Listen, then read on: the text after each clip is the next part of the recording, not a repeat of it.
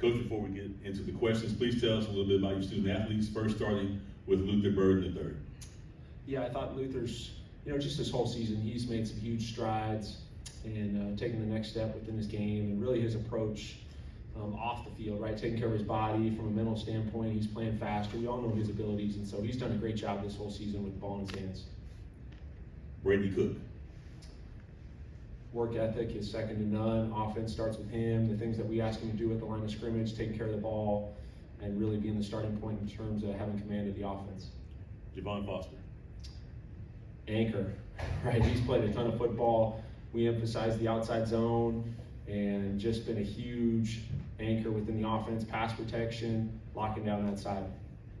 Cody Schrader. His ability to, just make guys miss, extra yards. The guy is a quarterback playing running back, and I know you guys all have gotten to know him, but he's watching film on the bus, he's watching film in the meeting room, he's working out at the hotel. The guy is unbelievable. And Theo Weiss Jr. Huge part of our jump on offense, the success he had early in his career, coming to Missouri, just taking command of that receiver room, him and Luther, Mookie working together, Makai. He's been a huge bright spot for us. All right. To our media, we ask you to please state your name and affiliation before asking your question. And we'll start on the left end. Coach Jeriah Hamilton from PowerMizzou.com. Your name was attached to some other jobs out there in the country and stuff like that, but you decided to sign an extension. What went into that extension? What were some of the talks you had with Drake about coming back? Yeah, I think just feel very positive of where we're at, where we're going. I think there's a lot of different moving parts within college football right now, and we have a lot of continuity moving forward for next season. So just excited about that. Real quick follow-up to that. Coach Drake said last week that this is the most fun he's had in his near two decades coaching. Yeah. Do things like that, kind of how much fun you guys are having, kind of go into this as well? I would agree with that statement. We got a tremendous group of players, offensive staff. It's our offense. It's not my offense. And so just working with those guys on a daily basis, it's been really enjoyable this year. Coach Eli Hoff with the St. Louis Post-Dispatch. You talked a little bit about Javon there and what he was able to open up, but just this offensive line as a whole and some of this ability, what exactly did that open up for you as a play caller on offense this year? Well, I think there's just a sense of freedom, right, that those guys are going to consistently do their job, and the matchups right in the SEC at times are difficult. And some of the teams we play, you look at the Florida drive and the 2-minute drive where we had some big completions. The one thing that no one talks about is, right, we didn't get any pressure. And those guys did a tremendous job. Defense knows we're throwing the ball. Florida's got a really good D-line. 3rd and 17, 4th and 17, huge completions, and it starts up front. And as a real quick follow-up, what did it take to get buy-in from a guy like Javon, who I think he's about to start his 39th consecutive game, because he's been around college football so much. What does it take to get a guy like that fired up for this? I think that's pretty internal. Javon is a very reserved guy, but you can tell, right, he loves football, he loves competing, and I think he just really came back, right, to take the next step as a player. Coach, to your right, 4th row. Kirby Mark Godich with the Missouri Alumni Association magazine. Can you talk about how you've seen Brady evolve from the time you got on campus a year ago to the start of fall ball, since he couldn't practice in the spring, and then how he's evolved over this season? Yeah, well, it starts last January, right? He had a procedure after the season, so spring ball he was not available, but from a mental standpoint, he was glued in, right? Taking meetings, really in the meeting, you felt like he was practicing, just the amount of detail, communication that he had. He was behind taking mental reps. In the summer, there's more access now, so getting a feel for some of his strengths and things that he really liked, and continued that through fall camp early in the season. We're able to win, but we didn't play our best, I would say, on offense. And then that 3rd game against Kansas State, his confidence really grew. There's some things that we did offensively that I think he felt comfortable with, and it still comes back to execution, and that carried over throughout the rest of the season. Kirby, Joey Van Summeren with Fan Nation. Last week, Eli talked a lot about just how when you first got here, how willing you were to kind of mesh your system with what he ran. Can you talk through the process of meshing those two together, and then also kind of how that helped out your players by running stuff they were so familiar with? Yeah, it starts with watching every game from last year, right? Practice, individual cut-ups on certain guys, And then terminology, because you still got to feel comfortable calling it, right? And there's certain things. The big thing for me is just making sure, my parents are educators, so when you're teaching and communicating with the guys, you got to be able to tell a story, and things got to be able to go together. You think of when new guys come on campus, transfers now, and those guys adapting to your system. Outside zone, right, was something in the run game that had been done very well here, so we stayed with that. A few things in the pass game, play action game that we adjusted. But, I mean, it was an open book and just kind of went to work on that. What are you looking forward to in this next year to be able to have guys now familiar with your system from the start of the season?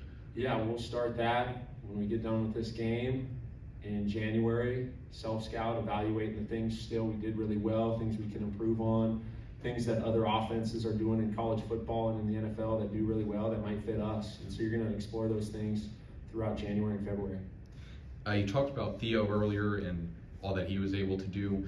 How much do you think his experience and maturity was able to help out this team, especially with young guys like Luther?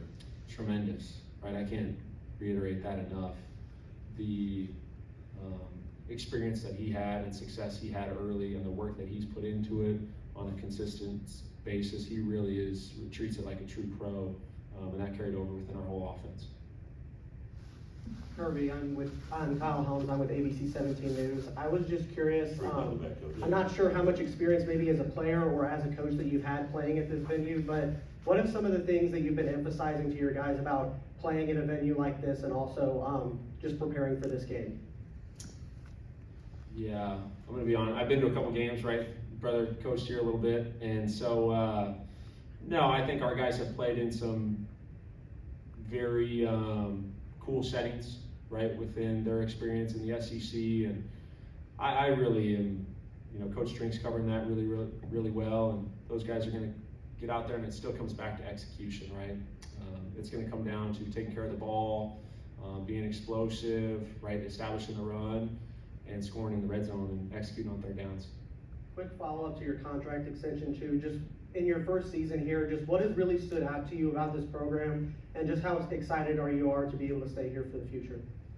Players really embrace the work during spring ball, fall camp, during the season.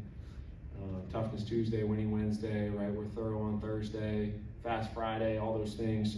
Our guys are they're really students of the game and love working with them. Coach, get on the back to your left.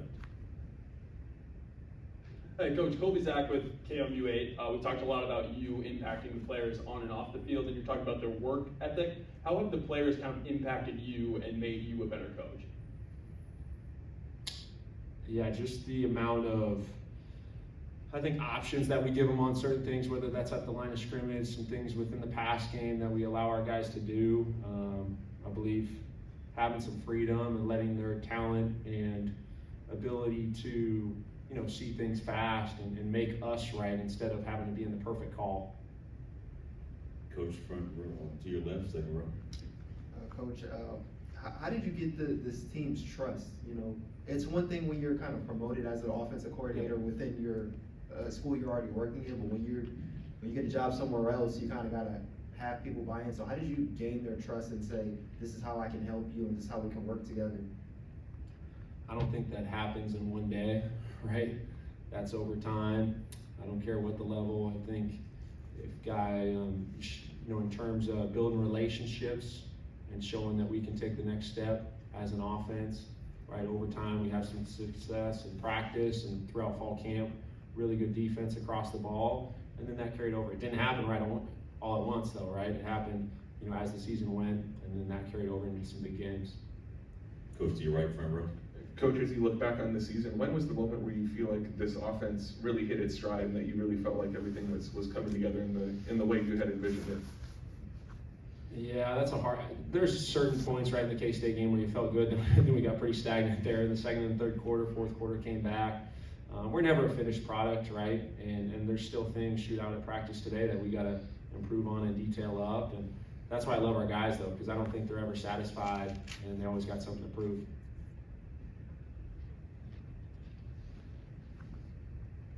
Okay, Coach, down the aisle, all the way in the back. Coach, what are some of the things that you think stand out about Ohio State's defense as you guys prepare for them? Yeah, it starts with personnel. We got some pretty good players right up front. Linebackers, 35 does a great job in terms of play recognition. Secondary, you look at the point totals, I think it's 7 or 8 of the games right under 12 points. So give them credit for that. There's a variety of defense. Coach Knowles does a really good job.